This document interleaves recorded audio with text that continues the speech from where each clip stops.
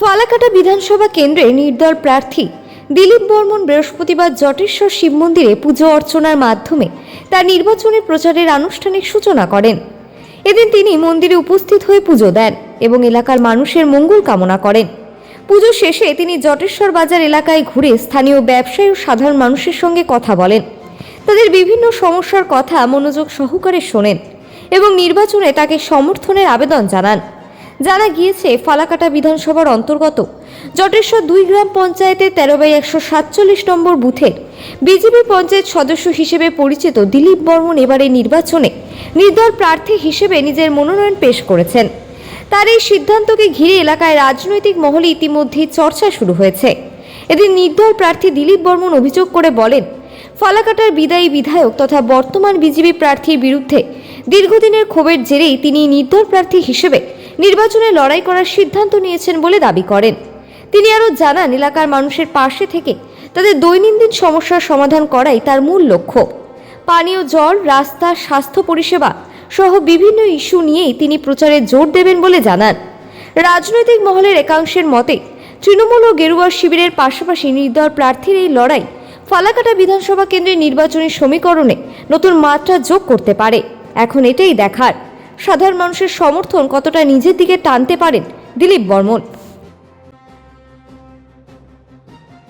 আজকে আমরা বাবা জটেশ্বর শিব মন্দিরে পুজো দিলাম। তারপরে আমার শুভ সূচনা করলাম এখান থেকেই, প্রচারের শুভ সূচনা করলাম। তারপর আমরা পরবর্তীতে আমরা অনেক কর্মসূচি শুরু করব। আচ্ছা, আপনি তো নির্দল প্রার্থী হিসেবে দাঁড়িয়েছেন, কি কি ইস্যুকে নিয়ে ময়দানে নামছেন? ইস্যু আমাদের রাজ্যের শাসক দলের অপশাসনের বিরুদ্ধে লড়াই। আজকে যুব সমাজদের একদম সর্বনাশ করে দিয়েছে। আজকে নারী সুরক্ষা কোনো কিচ্ছু নেই, মা বোনদের কোনো সুরক্ষা নেই। অর্থাৎ আমাদের ফালাকাটার যে ব্যর্থ বিধায়কের বিরুদ্ধে এই কর্মসূচি। আচ্ছা, আপনি তো বিজেপির পঞ্চায়েত, হ্যাঁ, এখনো রানিং আছে। হ্যাঁ, রানিং। তারপরেও নির্দলে দাঁড়ালেন কেন? আমাদের দলের যারা ঊর্ধ্বে কাজ করে তার বিরুদ্ধে আমাদের এই লড়াই। যিনি নিজেকে এই দলটাকে পৈতৃক সম্পত্তি মনে করেন, তাদেরকে যে কার্যকর্তা কয়েকজন মিলে, তার বিরুদ্ধে আমাদের এই লড়াই। ভালো পাচ্ছি, মানুষ সব দিকে সাড়া দিচ্ছে। আরেকবার আপনার নাম? আমার নাম দিলীপ বর্মন, আপনি নির্দল ফালাকাটা বিধানসভা। আমাদের দলের মধ্যে যিনি একজন ব্যক্তি, তিনি আমাদের দলটাকে দলের ঊর্ধ্বে উনি মনে করেন। যেমন আমরা প্রথমে বলি ভারত মাতা কি জয়, বিজেপির জিন্দাবাদ। আর ওনার যারা সহকর্মী বা ওনার নামটা আগে ধ্বনি দেন, দীপক বর্মন জিন্দাবাদ, বিজেপি জিন্দাবাদ। অর্থাৎ উনি দলের ঊর্ধ্বে। আমাদের ভারতীয় জনতা পার্টির একটা সংস্কৃতি বা আমাদের সম্মান হলো, আগে আমরা ভারত মাতাকে বলি, তারপরে দল বলি, শ্যামাপ্রসাদ আছেন, দীনদয়াল উপাধ্যায় আছেন, নরেন্দ্র মোদী আছেন, তারপরে বলি ব্যক্তির কথা। কিন্তু এখানে দেখা গেল ওনার প্রচারটা হলো ব্যক্তি আগে, দল পরে। এটাই আমাদের প্রতিবাদ। আমরা দলের মধ্যে ব্যক্তির প্রভাব বলতে চাই না। অর্থাৎ যিনি দলের উপরে সবচেয়ে নিজেকে ভাবেন দলটা, এবং দল ওনার দাস, এটা আমরা মানতে পারছি না। সেই আমাদের প্রতিবাদ, আমরা সেই প্রতিবাদই আমরা নেমেছি। চতুর্দিকে আমাদের প্রচুর সারা। যখন আমরা প্রচারে যাব, দেখতে পারবেন আমাদের মানুষ বিকল্প একটা রাস্তা চাচ্ছিল। তো আমরা যদিও নির্দল, আমাদের কিন্তু একটা ব্যানার আছে, ভারতীয় সনাতন হিন্দু মঞ্চ। যেহেতু আমাদের হিন্দু মঞ্চের এখনও রেজিস্টার নিজস্ব স্যাম্পল হয়নি, সেই জন্যই প্রতীক আমরা পাইনি। যেহেতু আমরা সমর্থিত এখন নির্দলীয় প্রার্থী দিচ্ছি।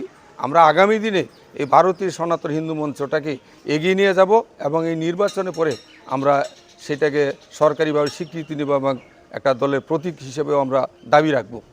আপনার পরিচয়? আমার নাম উষারঞ্জন ভৌমিক।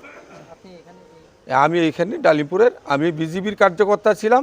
আমি 2 বারের ছিলাম ওবিসি মোর্চার জেলা সভাপতি। তার পরবর্তী সময়ে এখন আমরা নিষ্ক্রিয় সবাই। এটা দিব্যক ব্রহ্ম দায়ী। দিলীপবাবুকে সাপোর্ট করছি এবং আমরাই সমর্থন করে তাকে আমরা প্রার্থী হিসেবে দাঁড় করাইছি। এবার আরেক পঞ্চায়েত সদস্য নির্দল প্রার্থী হিসেবে দাঁড়ালো, আপনি তাকে সমর্থন করছেন? হ্যাঁ, আমি তাকে সমর্থন। পরিস্থিতি আসলো কেন? ঘটনা দেখেন, আমরা একটা সৎ উদ্দেশ্য নিয়ে আমরা আগেও কিন্তু একটা রাজনৈতিক দলের সঙ্গে যুক্ত ছিলাম। তো সেইখান থেকে দেখলাম বিভিন্ন দল যেভাবে সমাজটাকে কলুষিত করছে, তাতে মানুষের একটা হাঁসফাঁস, তার জন্য একটা সুস্থ একটা পরিবেশ চাওয়ার জন্য কিন্তু মূলত আমরা বিজেপিতে এসেছি। কিন্তু বিজেপিতে আসার পরে যেটা দেখলাম, এখানে যে দলীয় সিস্টেমটা এবং নেতৃত্বের যে একটা মানে বারবারন্ত আচরণ, এই জিনিসটা আমাদের মনে খুব আঘাত লাগছে। আমাদের যে বর্তমান যে ফালাকাটার যে বিধায়ক ছিলেন দীপক বর্মন, বিগত এই 5 বছরে উনি আমাদের ফালাকাটা ব্লকে আমাদের যারা পুরনো কার্যকর্তা, দলীয় নেতৃত্ব আছে, সমর্থক আছে, উনি এই 5 বছর ওনাদের সঙ্গে কোনো রকম কোনো যোগাযোগ রাখেনি।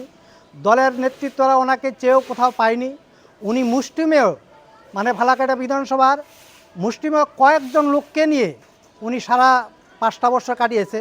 উন্নয়ন বলে তো কোনো জিনিস নেই। 5 বছরে উনি কোনো উন্নয়ন করেছে বলে আমাদের চোখে এখনও দেখা যায়নি। আমরা তো বিজেপি পঞ্চায়েত ছিলাম তা এবং আছি, কিন্তু আমরা ওনার কোনো উন্নয়নমূলক কার্যকলাপ আমরা দেখতে পাইনি।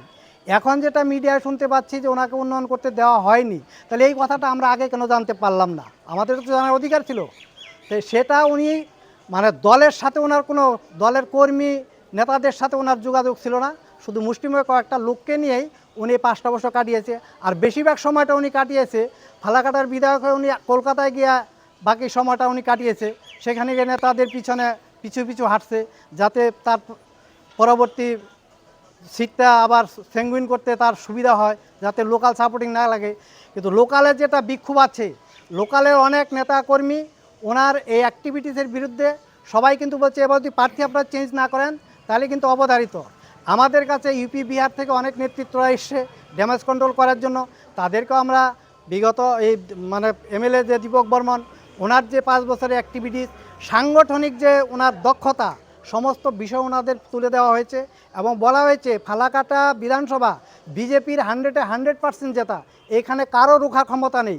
কিন্তু দাদা আপনারা আসেন, তথ্যটা জেনে যান, যদি প্রার্থী চেঞ্জ না করেন তাহলে কিন্তু ফালাকাটা বিধানসভা হারার সম্ভাবনা 99%, এবং এর জন্য সম্পূর্ণরূপে দায়ী থাকবে আমাদের বিদায়ী বিধায়ক দীপক বর্মন।